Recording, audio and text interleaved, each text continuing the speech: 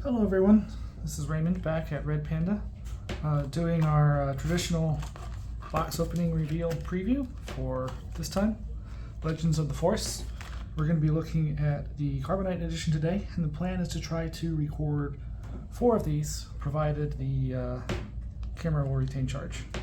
So let's take a look. There's a lot of really good cards in this set, and they have added up a total of 46 prestige cards. That's 10 more than the last set. So there will be a lot more of those to go around. I think that might make the value of individual prestige cards stay up just a little bit. At least that's kind of my hope. And these, you're usually going to get about 1 showcase every 2 boxes, so there's a decent chance of getting one here. We should receive 2 throughout the course of the 4 boxes we want to open. And then we are hoping to get a serialized as well. That's something that we didn't get to pull in the first set over in set 4. So we're going to go ahead and open these up and take a look. These paper packs are always a delight to open. Very easy to work with, and let's see what we've got. We're going to start off with a Morgan Elspeth. So always the first card is going to be a hyperspace leader. If not, it's going to be a showcase leader. Then we're going to have, I think, 7 foils, with the last 1 or 2 with the possibility of being a rare. And we're going to open up a legendary Qui-Gon Jinn. This guy is really cool. He gets to do basically an extra defeat effect sort of when he leaves. It's really cool. Straight into a Grogu. This guy is probably going to be a bully in the meta scene in the Han 2 decks, both green and blue. Maybe even yellow. I've played against one of those on Carapace, and it turned out to be pretty strong. All right. We have 5 hyperspace cards with a chance at rares, but not always. So we didn't get a rare in this one. Followed by 2 hyperfoil cards. And we get a rare Adi Golia. He is a very good low-cost card in the new set. All right, so let's move on into pack number 2. We're going to try to move at a decent clip. We're trying to get done before this event happens tonight. We're going to go into Kit Fisto. I think he's going to be a pretty good draft leader. That effect is pretty strong. He's not as great on his leader side or his unit side, but the leader side is very good. I'm going to go into our foils.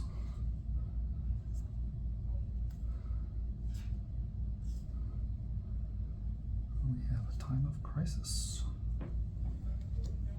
into a Depth of the Lava. All right, and we should be seeing about 8 tier 1 prestiges and 4 of the tier 2. Let's see here. All right, these are very good. Actually, I think I want to pull the layers out of the foils as well.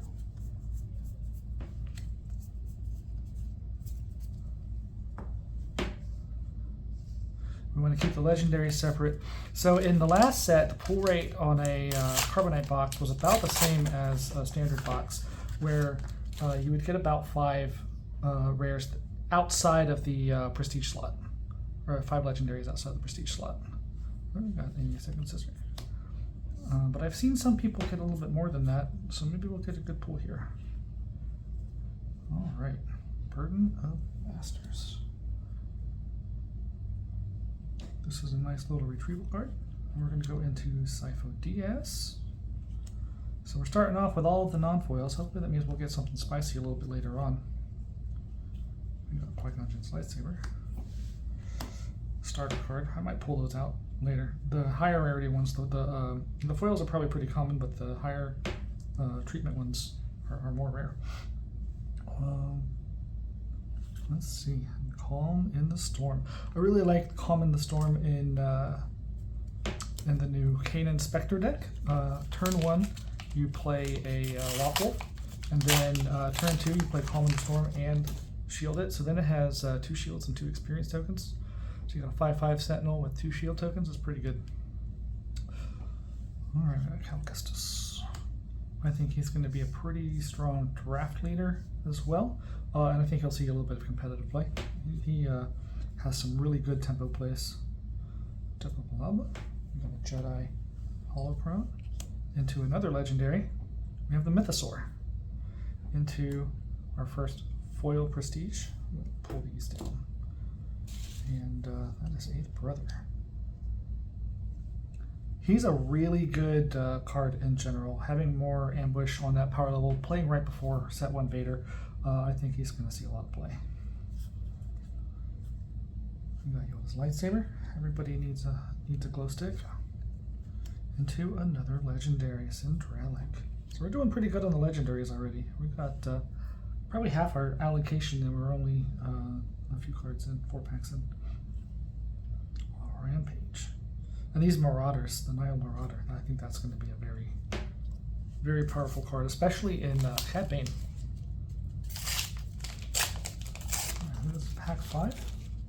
Let's see what we got. We got a Grand Inquisitor. A lot of people are down on him. He's similar to Jyn Erso from set 1. The debuff is a little bit stronger, so I'm hoping that it'll turn out pretty good. But I kind of understand where people are coming from on the card being maybe a little underwhelming. Deathfield. This art is amazing. There is a playmat at the Galactic Championships that has this art. I am going to be getting that. It is really, really cool. All right, into foil, Adigalia. All right, like I said, that's a really good turn 1 play. So we're gonna play the heck out of that card, I think. Coloring back. This guy, he's only an uncommon, but he probably needs to be a legendary. He is very strong. Well, we're gonna get into our first rare base. We're hoping to get the full suite. Likely not to do it just in these boxes, but we got really close in the last set by opening up 1 case of regular boxes and 1 case of Carbonite. Into Hyper Foil Anakin Skywalker. That card is beautiful and powerful. He's going to be, of course, most strongly played in the new Anakin leader, as well as Chancellor Palpatine. But there are a lot of decks that he's going to be great in. Since he's neutral blue, he gets to play on both sides. So just almost every leader he can play with is really good. We got Ahsoka Tano. Youngling Padawan, great turn 1 play for 4 sticks. Alright, we're going to get to our second rare base. Into Keller Beck. Alright, that's the kind of Keller Beck you want to play. What we got? We got a Voltex here, so this is the Pokemon wannabe. Into Axe Woes. Axe is a very strong character, just in general. He'll come in as a 3/3 from his shield. He'll be very strong in Gar Saxon, and as you bulk him up, even in decks that give him more experience, he gets extra boost. He's a really good card. Tauntaun is really nice. Priestesses of the Force. I'm really liking the art in this set. I think they've done a really good job of amping it up. Alright, I think we're about halfway done with the first box, and so far our legendary pulls have been really good. Holy cow, there we go. That is a Showcase Qui-Gon Jinn. He is going to be, I think, a sleeper hit. It's probably going to take a while to unlock his potential, but I think he has a really high ceiling. This guy is going to be extremely solid. Alright, let's pull him up here.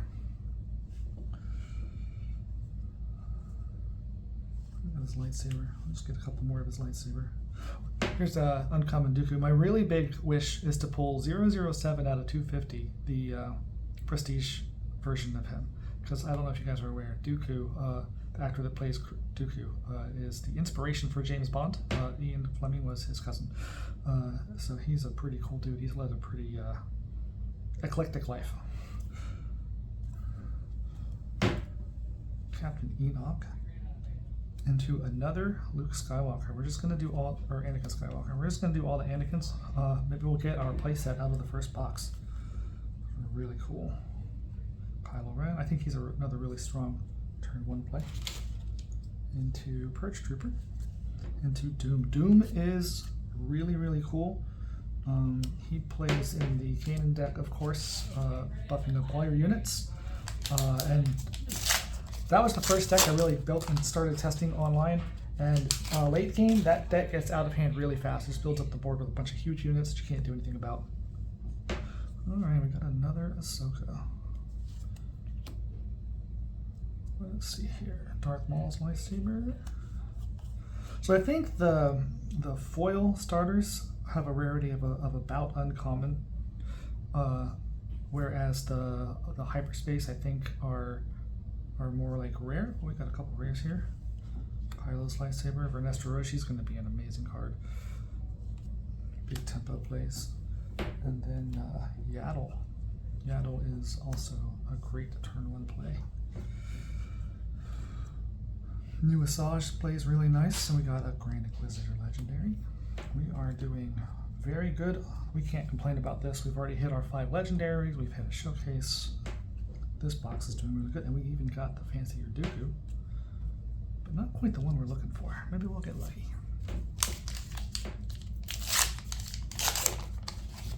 All right, let's see. We have Rey leader. I think she's going to be fine in draft. People are a little bit down on her as a leader as well. I'll be trying her out. Of course, we share a name, so I always goof around with her. In set 2, the Rey showcase was the first showcase I pulled in my standard case, which ended up having 3 showcases in it. So we're definitely a fan. Here we go into Old Daka for our 3rd foil tier 2 prestige. This art's really nice. I like the purple background. Purple is my favorite color, so the dark side ones are going to have a really big hit for me. Alright, let's see. We have a Premonition of Doom. Start to run out of space on the display here. And I just realized Qui-Gon is sitting outside the frame. I'm going to pull him back down. Alright, Premonition of Doom. We've got a Jedi in hiding, as I have foreseen. We are doing some really good cards. That Jedi in hiding, he's going to be a pain in the Han 2 decks, because he plays into the discard strategy they want to do, and they can play him on turn 1 and he'll already be wounded. He won't, with hidden, he won't get like sniped by an attack the first time you play him, so usually he'll get to go into someone else and get some value that way. Darth Revan, this is my stepson's favorite character in all of Star Wars. So it'd be nice to get a showcase of that, maybe to give to him for Christmas or something. All right, Ezra Bridger, super good 3-drop. We've got another Sith holocron here.